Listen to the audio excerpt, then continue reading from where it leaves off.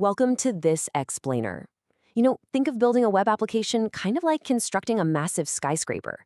You don't just, start pouring concrete on day one. You need a flawless, meticulously planned blueprint. And in the Django web framework, that blueprint is your data model.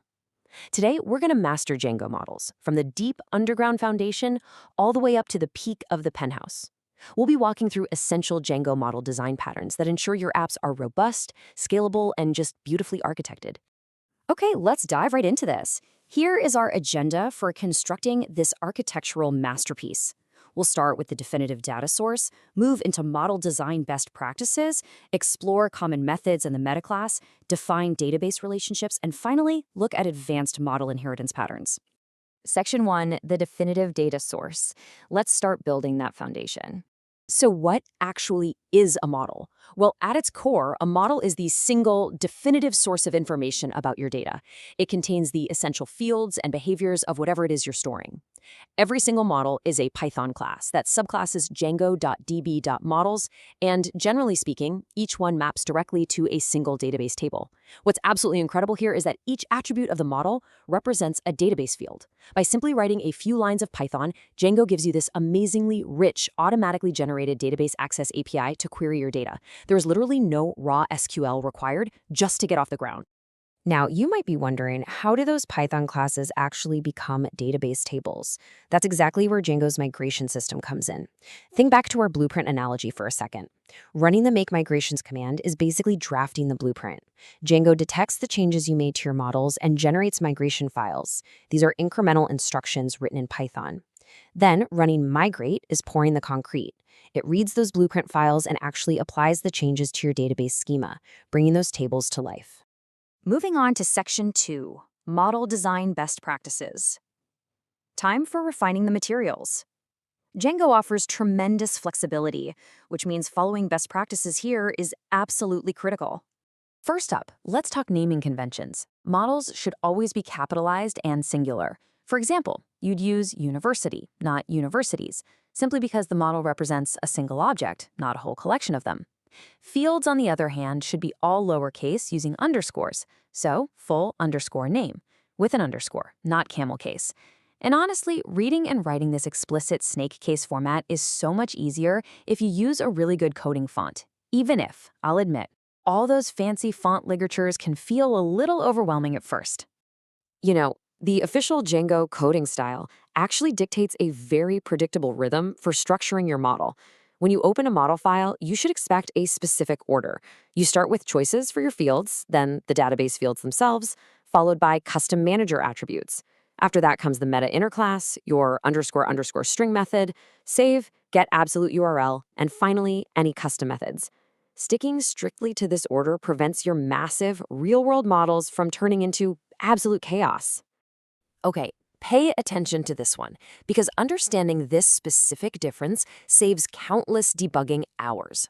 Null equals true and blank equals true are incredibly easy to confuse. Null is entirely database related. It essentially tells the database that it's okay to store an empty value as null. Blank, however, is validation related. It tells Django's forms that it's acceptable to submit an empty input. A crucial pro tip here. Do not, and I mean do not, use null equals true on string-based fields like a char field. If you do, you'll end up with two completely distinct ways to represent no data, null and an empty string. Actually, scratch that. It's not just confusing, it's a total nightmare to query against. Section 3, Common Methods and Meta. Let's start adding the infrastructure to these blueprints. The guiding philosophy here comes straight from the Zen of Python. Explicit is better than implicit. Django has a whole lot of implicit naming magic. For instance, it'll automatically convert field underscores to spaces to create human-readable names. But relying on implicit magic can really trip you up as your app grows. It is almost always better to explicitly define your names, especially when dealing with database relationships, which we'll see in just a moment. So, what methods should you explicitly define? Well, these three are the core utilities you will almost always want to include in a robust model. The underscore underscore string method provides a human-readable representation, which is a total lifesaver in the Django admin and shell. Get absolute URL sets a canonical URL, giving you a perfect way to link to instances in your templates without ever having to hard code URLs. Finally, overriding the save method allows you to inject custom logic right before an object hits the database, like, say, automatically assigning the current user as the author of a new blog post. Now, what's really interesting here is the meta class. This inner class holds all the model metadata, basically everything that isn't a database fields. You use it to explicitly set verbose name and verbose name plural so Django doesn't just lazily slap an S onto the end of your model name. You can also define default ordering here. But a quick word of warning, do not order results unless absolutely necessary because it can cause a pretty massive performance hit on your database. If you do need ordering, the meta class is also where you can explicitly add database indexes to speed those specific queries up. All right, Section 4, defining database relationships. It's time to start connecting the rooms in our skyscraper. Let's look at a classic relational problem. A simple field is great for something like a name or a price. But what if a pizza needs multiple toppings? And obviously, those toppings can be on multiple different pizzas, right? We need a robust way to relate tables to each other. Django gives us 3 main ways to define these relationships. A foreign key handles many-to-one relationships, like many cars belonging to one single manufacturer. A many-to-many field handles our pizza and topping scenario, where multiple items link to multiple items. And a one-to-one field is perfect for when a restaurant essentially is a specific place, and you just want to extend its data.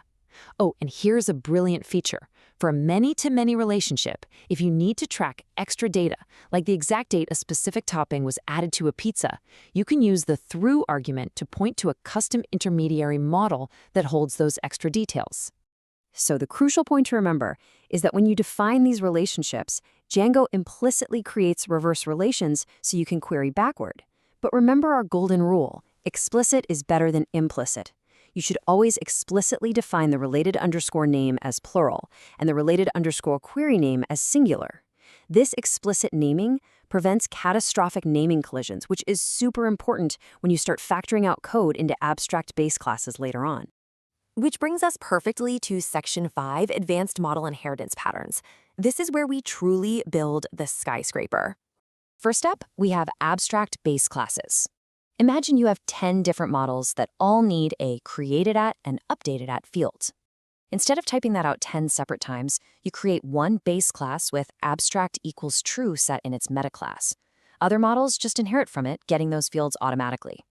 This is absolutely perfect for factoring out common Python-level information because the abstract base class itself never generates a database table, which keeps your database completely clutter-free. Now contrast that with multi-table inheritance.